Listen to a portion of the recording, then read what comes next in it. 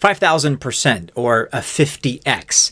To illustrate that, that's the equivalent of taking $4 million and turning it into $200 million. And that's exactly how much the market cap of Bittensor's subnets increased in the last 2 months alone. And in that same 2 months, Bittensor's native TAO, TAO, almost inexplicably is pretty much flat. But make no mistake, because Bittensor has been crushing it lately and is on a huge pump of more than 50%. It's also up more than 10 times over the course of these last 2 years. The question now, even though it's a great project, is will this growth continue? Well, we think it will. We think there are some strong arguments as to why it will, and we're going to be laying out our reasons exactly as to why.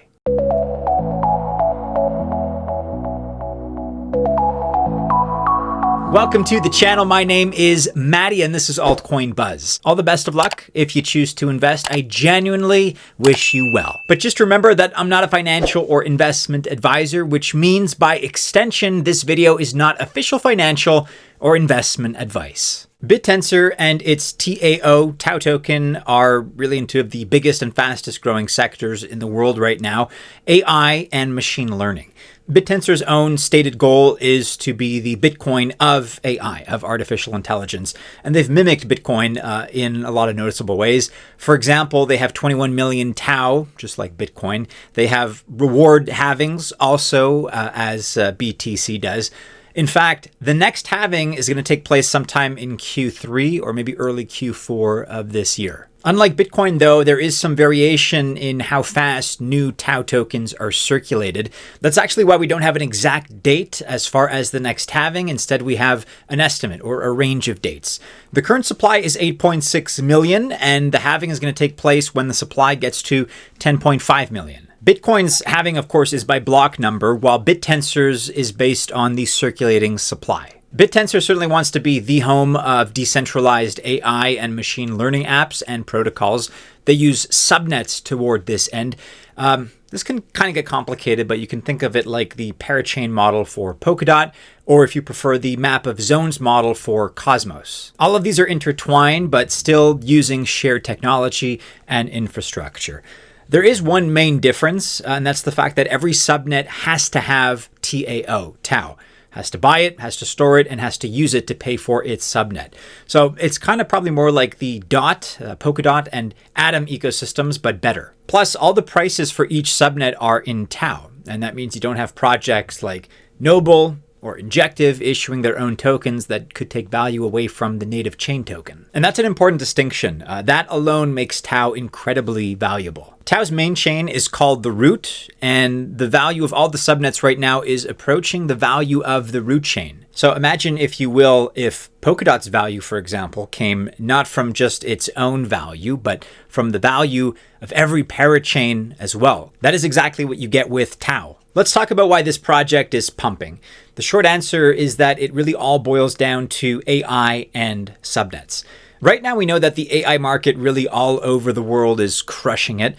And as a crypto sector as well, we know that it combined with AI agents and has become an almost $30 billion market. It's also one of the fastest growing, right?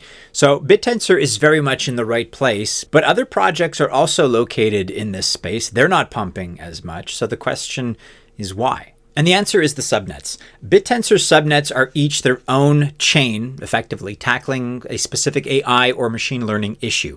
Some are responsible for computing power. Others do, for example, AI for training purposes, decentralized research, AI for trading, or data management for huge machine learning projects. There are lots of different needs for decentralized artificial intelligence, of course, and many solutions are available among Bittensor's over 100 subnets. Even DeepSeek's model is here on a couple of subnets completely for free. And just in case you were wondering in the back of your mind, yes, you are still very early.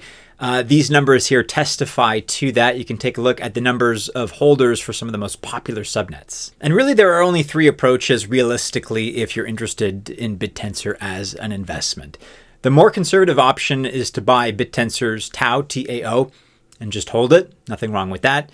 You can also stake it and earn 15%, in fact, over 15% for holding it, which is nice. But it's really the most conservative option here because all the subnets are also small. Every subnet falls into the high risk and high reward category. And all their revenue and subnet token prices are in TAO, TAO. So that means only a couple of the more than 100 subnets need to be successful for the TAO price to really go parabolic.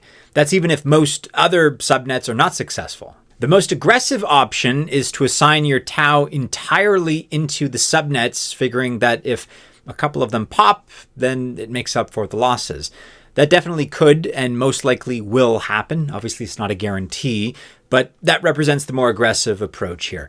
Last, and this kind of splits the difference here, we do have a hybrid approach that we would recommend, at least we'd recommend you consider it. Hold on to some in TAO and then assign some to the subnets at whatever risk-reward ratio works for you personally. We recommend for many different reasons that you hold most in TAO and then keep it conservative. Yet some for investing in subnets also make sense with small amounts, and if you choose wisely, of course. There are risks, however, as with anything, both due to the subnet's small sizes and other risks too. And those risks are specifically what I want to examine and consider now. So really, there are three main risks to Bittensor that come to mind. That's not including some kind of a black swan event, like, for example, a huge hack of a treasury wallet, something like that. But that aside, that possibility aside, there are three main risks to consider. Adoption and centralized AI models. As we saw with social media, centralized models won in a pretty big way. And it's been a disaster for privacy, data ownership and access, independence, quite frankly, among other things, of course. There is a dedicated group of people in AI fighting pretty hard to ensure there are great, viable, decentralized options so this doesn't happen again.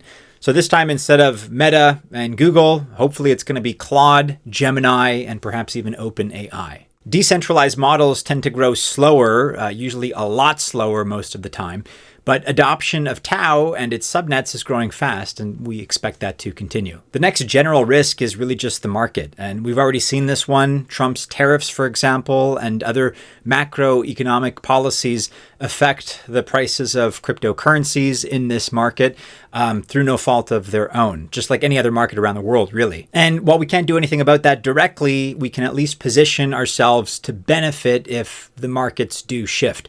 One nice thing about AI is that its impact, as most people would agree, really is only going to grow. So no matter what the S&P 500 or Hang Seng indices do, AI is probably as close to a sure thing as far as a growth trend as one can point to. And then the last risk here falls into the category of a technical risk.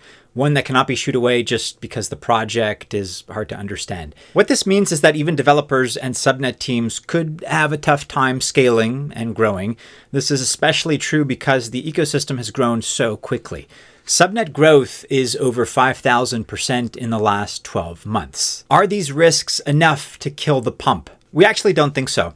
Centralized AI models and systems are likely going to continue to grow faster than decentralized alternatives.